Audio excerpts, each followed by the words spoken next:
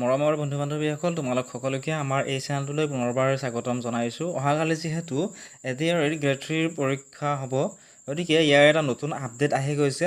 ইয়াতে চোৱা লিখা আছে প্ৰেছ ৰিলিজ পাব্লিক আপিল।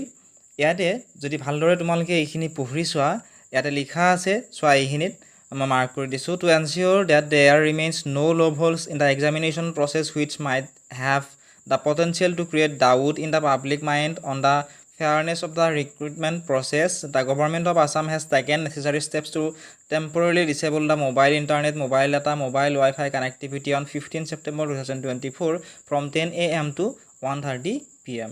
অৰ্থাৎ অহাকালি যিহেতু দেওবাৰ, অহাকালি তৃতীয় বৰ্গৰ নিযুক্তি পৰীক্ষা হ'ব, গতিকে সমগ্ৰ অসমতে ইণ্টাৰনেট সেৱাটো কৰ্তন কৰা হ'ব, অৰ্থাৎ ইণ্টাৰনেট যিটো কানেকশ্যন এইটো বন্ধ কৰি দিয়া হ'ব। আৰু এই ৰাতিপুৱা 10 বজাৰ লগে লগে বন্ধ কৰি দিয়া হ'ব আৰু দুপৰীয়া 1:30 এইটো কৰ্তন কৰা হ'ব।